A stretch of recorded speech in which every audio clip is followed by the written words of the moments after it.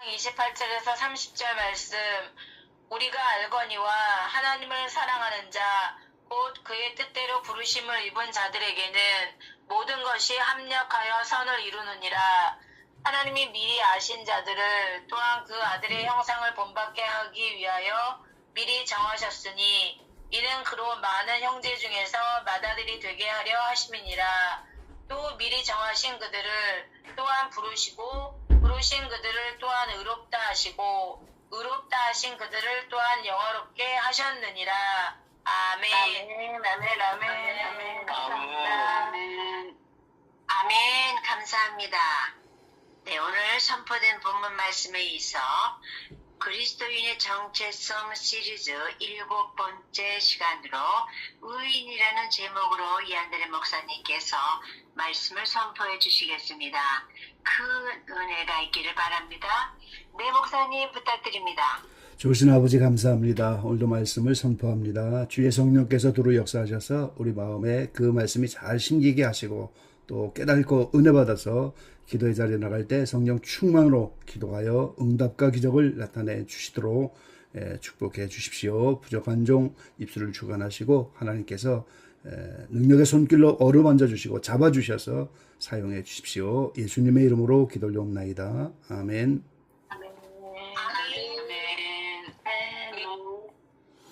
예, 반갑습니다. 정체성 시리즈 벌써 7번째 시간이 됐네요. 오늘은 의인 이런 제목으로 함께 말씀을 나누겠습니다. 이 성경에는 그리스도인의 정체성을 나타내는 여러 가지 호칭들이 많이 있잖아요. 우리가 첫날부터 자녀, 제자, 군사, 그릇, 맡은 자, 어제는 남은 자, 오늘 7번째 시간에 의인, 그리고 내일 남은 시간에 완전한 자 이런 말씀으로 시리즈를 마치려고 합니다. 자, 오늘 본문 가운데 보니까 하나님이 미리 아신 자들로 그 아들의 형상을 본받게 하기 위하여 미리 정하셨다. 이게 오늘 신앙생활의 목적입니다, 여러분. 목적을 따라가야 되죠.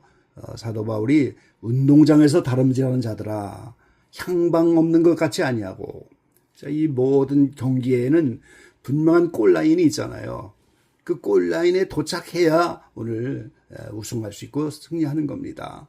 그래서 오늘 우리는 아들의 형상을 본받기 위해서 미리 정하셨고 미리 정한 그들을 부르시고 의롭다 하시고 영화롭게 하셨느니라. 이걸 우리가 신학적으로는 구원의 서정이다 이런 말로 하는데 이 구원의 과정입니다. 미리 정하신 사람들을 때가 되면 부르시고 의롭다고 하시고 영화롭게 하신다. 근데 이 영화를 많은 다른 번역에서는 영광이라고 번역을 했어요. 영광. 오늘 부르심의 목적, 이 아들의 형상을 본받게 하려고. 그리고 이제 영화롭게 한다는 것이 영광이고 부활입니다. 그리고 의롭다고 하는 것이 이제 의인이 되는 건데 오늘 말씀의 제목이죠. 영화, 영광, 부활에 이르는 과정의 중간 기착지와 같은 것이라는 거죠. 마치 마리아 목사님이 이제 한국에 오시는데 샬롯에서는 바로 오는 게 없으니까 애틀란타를 경유하든지 시카고를 경유하든지 LA를 경유하든지 일단 중간 기착지에서 내려서 거기를 경유해야 마지막 목적지에 갈 수 있는 비행기를 갈아타잖아요. 그래서 부르심 받은 자들은 먼저 중간 기착지인 의인이 되어야 되고 그리고 마지막 결성점인 영화롭게 되는 거, 이걸 부활이고 오늘 영광이라고 제가 말씀드렸죠. 자, 이 옳다는 한문을 보면은 나라고 하는 자하는 그 위에 양을 써놨어요. 그러니까 내가 양, 바로 예수님입니다. 내가 양된 예수님을 머리에 이고 가는 형상, 이것이 옳다, 바르다, 착하다. 그러니까 쉽게 말하면 예수님을 본으로 삼는 삶이 의라고 하는 거예요. 그 양이 예수님입니다. 내가 양 밑에 있는 거예요, 지금. 그래서 예수님의 그 십자가의 희생, 대속의 은혜, 온유 겸손하신 모습, 예수님의 빛과 사랑과 그분의 평강, 세상이 줄 수 없는 평안이잖아요. 십자가에서 죽을 수 있는 용기, 이 모든 예수님의 삶을 본으로 삼아서 내가 그 예수님을 머리에 이고 가는 이것이 옳다, 의롭다, 그렇게 되는 사람을 의인이라고 하는 거예요. 그럼 첫 번째, 영화의 의미입니다. 자, 오늘 본문 가운데, 본문에 이제 이 영화가 영광인데, 요한복음 17장에 보면 예수님이 십자가를 앞에 두고 마지막 기도를 하셔요. 눈을 들어서 하늘을 우러러 가라사대 아버지여 때가 이르렀사오니 아들을 영화롭게 하사 아들로 아버지를 영화롭게 하게 하옵소서. 이 땅에 와서 내가 아버지를 이 세상에서 영화롭게 하였사오니 창세전에 내가 아버지와 함께 가졌던 영화로서 지금도 아버지와 함께 나를 영화롭게 하옵소서. 자, 이것을 공동 번역으로 보면 전부 영광이라고 번역을 했어요. 아버지 때가 왔습니다. 아들의 영광을 드러내 주시어 아들이 아버지의 영광을 드러나게 하여 주십시오. 아버지께서 맡겨주신 일을 다하여 세상에서 아버지 영광을 드러냈습니다. 아버지 이제는 나의 영광을 드러내 주십시오. 자, 이렇게 영광으로 번역을 했는데요. 요 기도를 내용을 요약해 보면 이 땅에 예수님이 하나님의 형상을 입고 와서 육신을 입고 사는 동안에 아버지께 영광을 돌렸습니다. 아버지를 영화롭게 하였습니다. 그런데 이제 다시 때가 됐는데 이 십자가의 죽음을 통해서 이게 마지막 십자가를 앞에 둔 기도잖아요. 아들을 다시 한번 영화롭게 해주시고 아들의 영광을 드러내 주셔서 다시 한번 아버지께 영광을 돌리는, 아버지를 영화롭게 하는 그 일을 부탁하는 기도예요. 근데 그 아들의 영광, 아들의 그 영광이 아버지와 창세전에 가지고 있는 영광입니다. 그러니까 예수님이 육신을 입고 오기 전에 말씀으로 하나님과 함께 가졌던 영광, 그 영화, 그거를 달라고, 그래서 그걸로 통해 아버지께 다시 한번 영광을 돌리게 해달라, 이렇게 말씀하고 있는 거예요. 그 예수님이 사는 동안에 아버지께 영광을 돌렸다, 아버지를 영화롭게 하였다, 이거는 하나님의 성품을 나타내셨다는 겁니다. 예수님이 아버지 하나님의 형상으로 오셔서 하나님의 성품을 드러내지 않으면 아무도 하나님이 어떤 분인지 모르는데, 예수님을 보니까 하나님이 빛이시구나, 그분은 사랑이시구나, 그분은 거룩한 분이구나, 그분은 화평하신 분이구나, 평강의 아버지구나, 이 모든 하나님의 성품을 이 세상에서 사는 동안에 다 드러냈기 때문에 아버지를 영화롭게 했고 영광을 돌렸다는 겁니다. 그런데 이제 마지막으로 십자가를 앞에 두고 다시 한번 영화롭게 해달라, 다시 한번 영광을 돌리게 해달라, 창세전에 예수님이 가졌던 영광, 그거를 드러내달라, 이렇게 기도하시는 거거든요. 그럼 이 세상에 와서 아버지 성품, 빛과 사랑과 거룩과 화평, 평강을 다 드러냈는데 마지막 하나 남은 것은 영생이라고 하는 거예요. 하나님이 말씀이신 예수님과 함께 가지고 계신 창세전의 영생, 영원한 생명으로 계신 그것을 십자가의 부활을 통하여 그 영생을 드러내게 해달라, 다시 그 영생을 보여줌으로 하나님을 영화롭게 하고 영광을 돌리게 해달라, 지금 이렇게 기도하고 있는 겁니다. 그래서 사도행전 3장 13절에 보니까 하나님이 그 종 예수를 영화롭게 하셨느니라 그랬잖아요. 이 빌라도가 결안해서 이 생명의 주를 죽였는데 하나님이 죽은 자 가운데서 살리셨으니, 하나님이 예수님을 죽은 자 가운데 살리셔서 그 하나님만이 가지고 있는 영생, 영원한 생명, 그거를 예수님에게 주셨다는 거예요. 그래서 그 부활이 바로 영화로운 것이고 영광이고 영생입니다. 그게 우리를 부르신 최종적인 목적지라고 하는 거예요.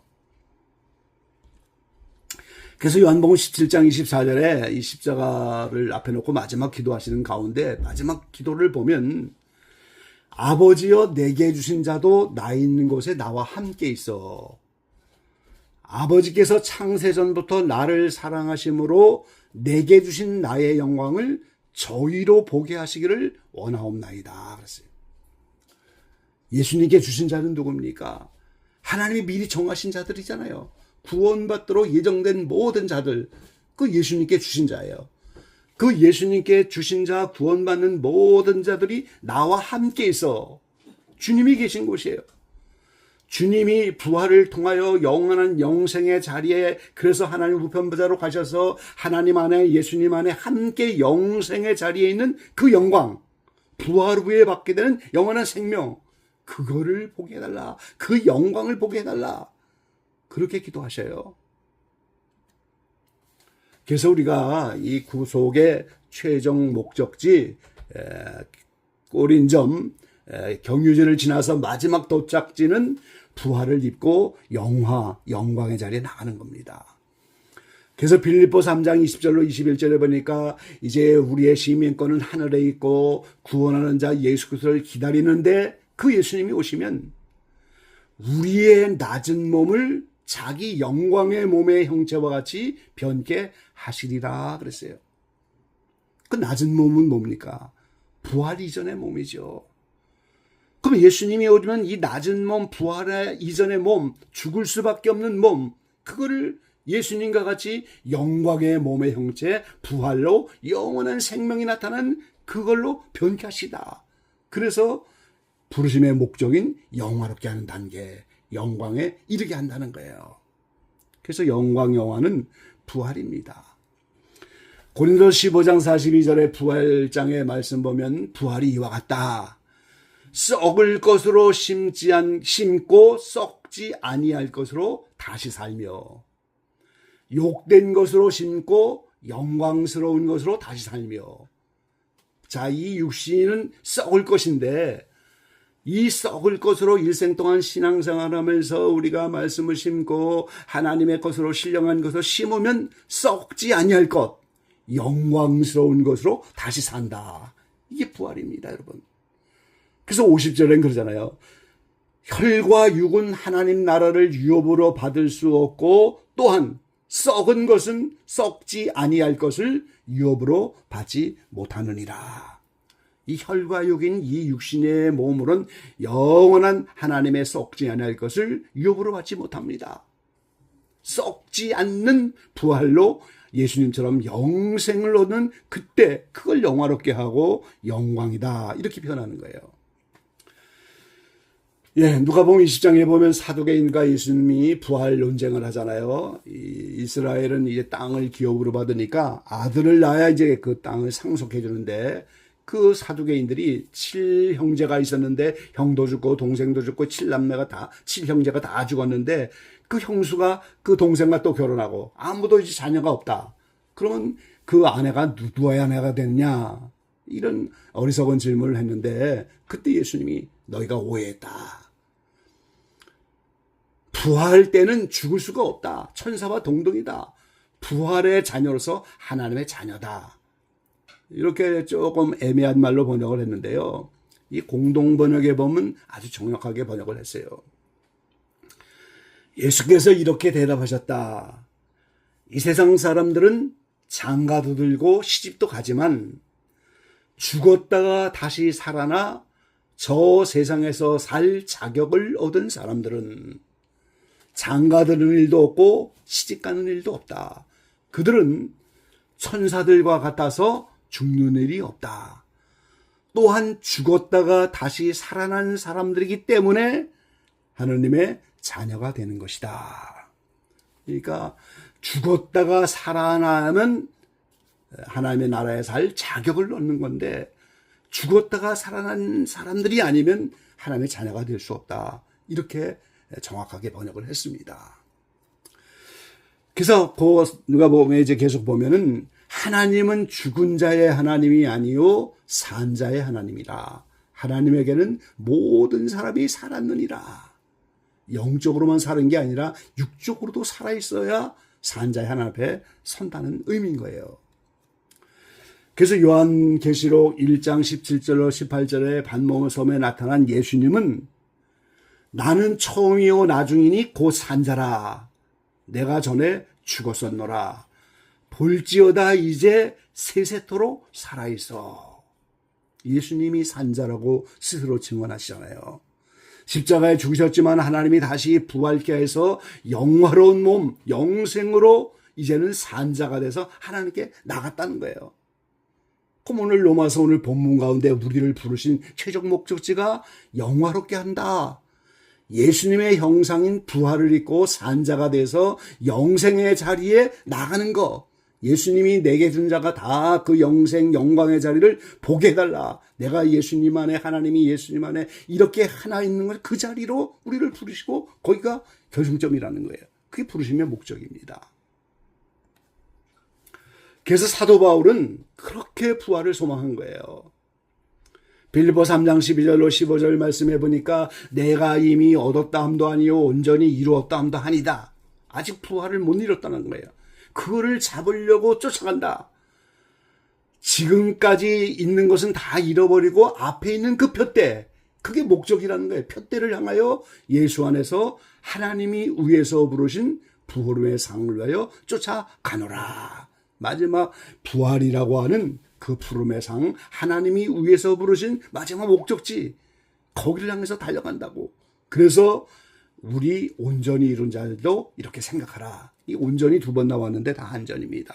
그러니까 사도 바울이 영적으로는 영혼의 구속을 이루어서 죄에서 해방됐고 영혼의 구속은 받았는데 아직 몸의 구속은 온전히 이루지 못했다. 그게 목적지이기 때문에 그걸 향해 달려가고 있다고 오늘 예수님의 죽음을 본받아 부활에 이르려고 하는 그 소원을 간절하게 표현하고 있습니다.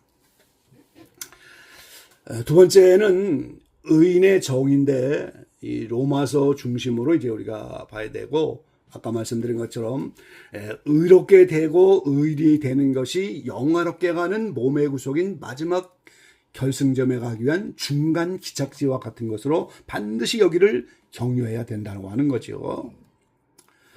자, 로마서 중심으로 말씀을 볼 때요. 로마서 3장 10절에 보니까 기록된 바 의인은 하나도 없나니 이렇게 말씀하셨어요. 깨닫는 자도 없고 하나님을 찾는 자도 없고 다 선을 행하는 자도 없고 하나도 없다고 의인은. 그들의 목구멍이 열린 무덤이고 혀로는 속임을 뱉고 입에는 저주와 악독이 가득하고 피 흘리는데 그 발이 빠르고 파멸과 고생 평강의 길을 알지 못하고 하나님을 두려움이 없다. 이게 한 사람도 의인이 없다고 하면서 이 악인들의 모습을 이렇게 적나라하게 표현하고 있는 거죠. 그런데 하나님의 구속의 역사는 한 사람도 없는 그 의인을 만드는 것입니다. 지금 왜요? 하나님이 의로운 분이고 영화롭게 되려면 의의 중간 지착기를 반드시 먼저 도착을 해야 되니까.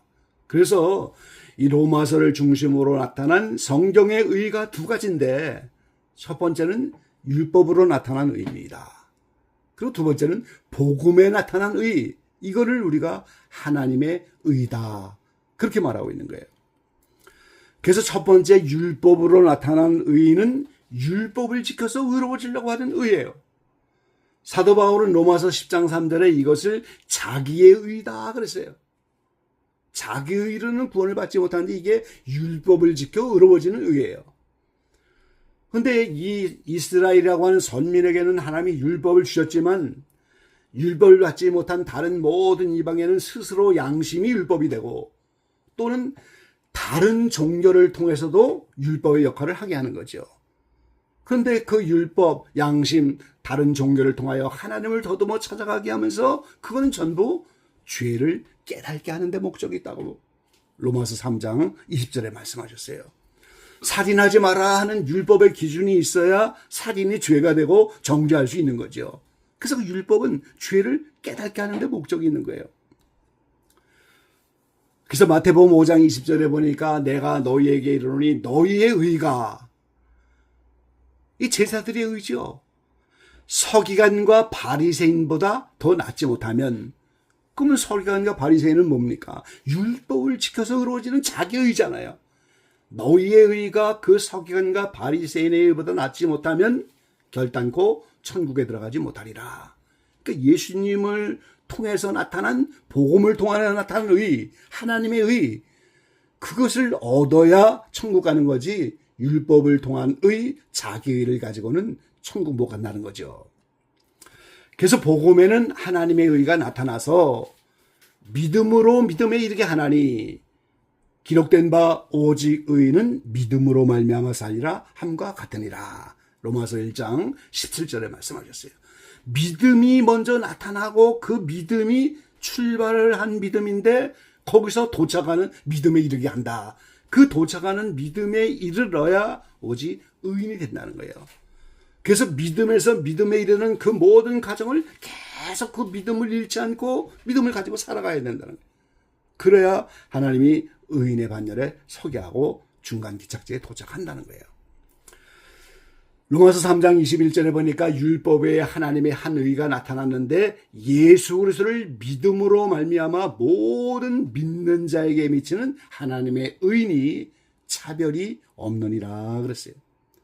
이제 이방인의 시대를 여서 남녀노소 구별이 없고 차별 없이 누구든지 믿는 자에게는 믿음으로 믿음에 도착하면 하나님의 의를 얻는 이것이 아무 차별이 없다 그랬어요. 예수님 당시만 해도 남녀 차별이 있고 종들과 주인의 차별이 있고 이 유대인의 전통에 그런 많은 차별이 있잖아요. 근데 그런 차별을 다 없애버리고 이제는 남자나 여자나 주인이나 종이나 누구든지 이스라엘이나 이방이나 차별이 없이 믿음으로 믿음에 이르는 그 믿는 자가 되면 하나님의 의를 얻게 된다 그 말이죠. 그래서 오늘 부르심을 받은 자들, 이 부르심을 소명이다 또는 출애굽이다 이렇게 말하는데 의롭게 하시고 영화롭게 하는데 그 영화는 부활이고 아들의 형상을 본받는 최종 목적지인데 그 중간 기착지인 의롭게 하시는 거. 그런데 이것이 두 가지가 있더라는 사실이죠. 의롭다고 여겨주시는 칭의가 있고 실제 의로워지는 득의가 있다는 거예요. 대부분의 신학자와 많은 분들이 이걸 구별하지 않습니다. 뭐 이신칭의, 이신득이 같은 말로 사용하고 전혀 구별할 의미가 없는데 그런데 이것은 성경은 계속 구별하고 있다는 거예요. 두 가지 의미입니다.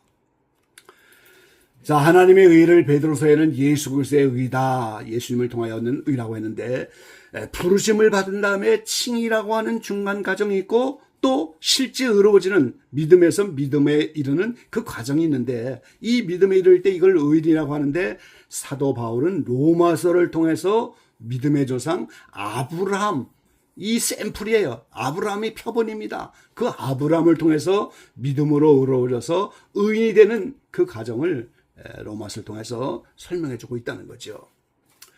제가 도표를 하나 띄워드렸는데 오늘 시간이 없기 때문에 다 마치기가 좀 어렵긴 하지만 말씀을 드려보겠습니다.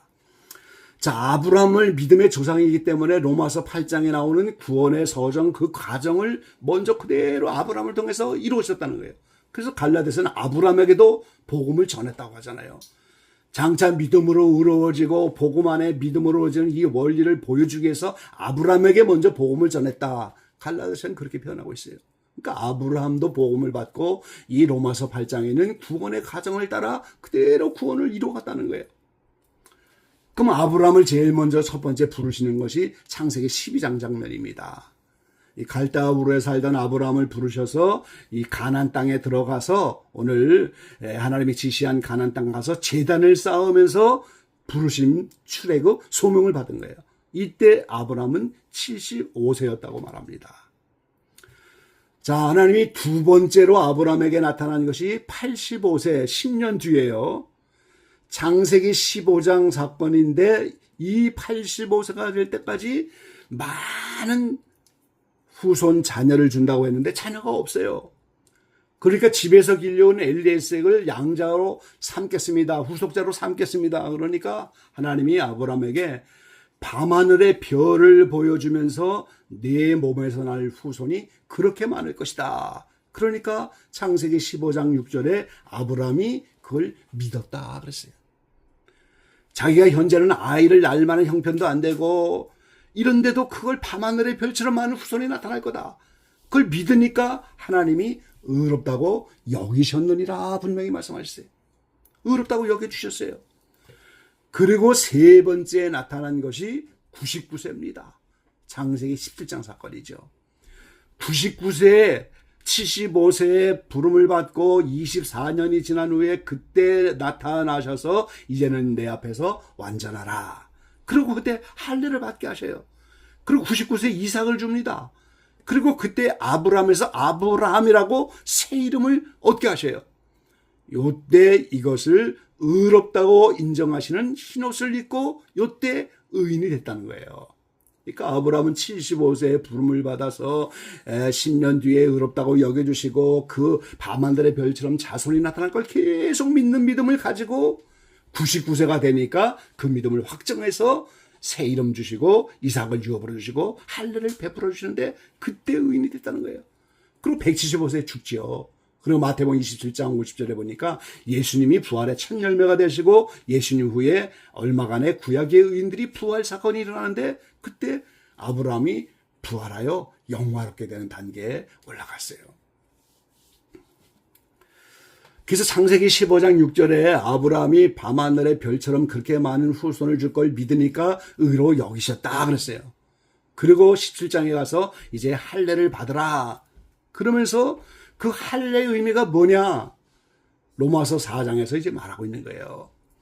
그럼 아브라함이 할례를 받는 때가 또 할례 표를 받는 거 그게 할례시냐 무할례시냐? 할례시가 아니라 무할례시다 그랬잖아요. 할례의 표를 받는 것은 무할례시에 된 믿음.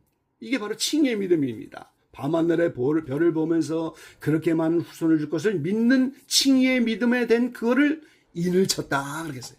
이때 할례를 받으면서 실제 의인이 된 득의의 과정에 들어갔다는 거예요.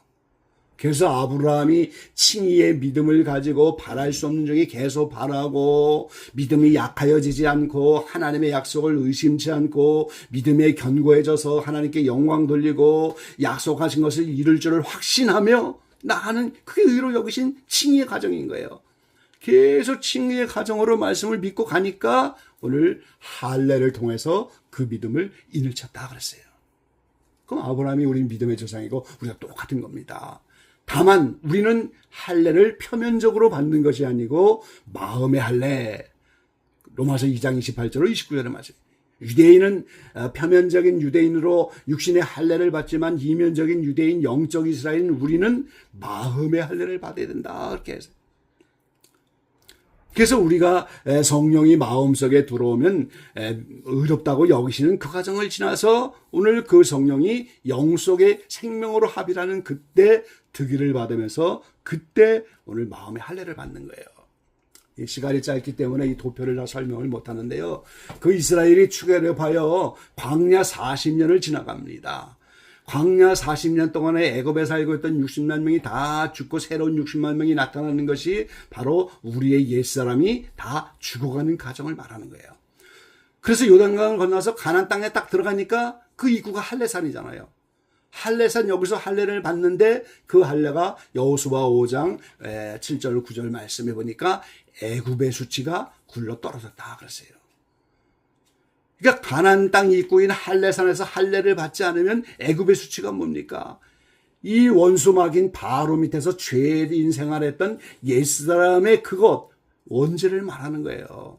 그러니까 오늘 우리가 믿음으로 출발했지만 다시 믿음에 이르는 과정 광야 40년처럼 옛사람이 다 죽고 새 사람이 나타나고 자기 부인의 삶이 끝나고 나면 요단강을 건너서 가나안 땅 입구에서 우리가 이스라엘처럼 마음의 할례 그리스도의 할례 이때 애굽의 수치인 원죄가 굴러 떨어지면서 이때 의인이 되어지는 것이다 그 말이에요 지금.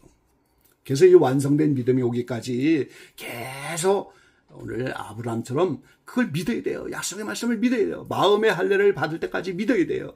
십자가에서는 그 구원의 은총을 주셨지만 그 은총이 나에게 실제적으로 주관적으로 역사해서 내 마음의 할례를 받고 죄에서 해방되는 경험을 실제적으로 맛보는 경지까지 가야 한다는 겁니다. 그래서 믿음의 결국이 영혼의 구속인데 이 영혼의 구속이 득이하는 거, 흰옷을 입는 거, 이기는 자가 된 거, 마음의 할례를 받고 가나안 땅에 들어가는 거예요. 그렇게 되면 사도 바울처럼 이제는 남아있는 거 몸의 구속, 부활을 소망하며 달려가는 인생이 되어진다 그 말이죠. 예, 마지막 결론입니다. 우리는 재림을 사모하는 마음을 가져야 돼요. 왜 그렇습니까? 고린도서 15장 20절 24절에 보니까 예수님이 오시면 그 부활이 차례대로 나타난다 그러잖아요. 부활은 차례가 있어요. 순서가 있습니다. 다시 말하면 사는 동안에 죄에서 해방되는 영혼의 구속을 먼저 받은 그 차례대로 몸의 구속인 부활을 입는다는 거죠. 그래서 부활하고 산자, 예수님처럼 죽었다가 산자가 돼야 이제는 영화로운 자리에 나가서 부르심의 완성을 입는다는 거죠. 그래서 우리는 이러한 믿음을 가지고 예수님의 재림을 사모하고 우리의 구원의 완성이 이루고 구원의 꼴라인 영화로운 단계, 예수님이 창세전의 말씀으로 하나님과 가장 함께 있던 영생의 자리, 그 영광에 도착하여 그 영광을 보는 거, 그게 부르심의 목적이고 결론입니다. 기적개방의 모든 지체들이 이런 의인의 의미를 깨닫고 남은 생에 분명한 부르심의 목적, 그거를 깨닫고 용사와 같이 달려가서 주님 오실 때 차례대로 부활의 몸을 잇는 놀라운 은혜의 역사가 나타나게 되시기를 주의 이름으로 간절히 축원합니다. 아멘.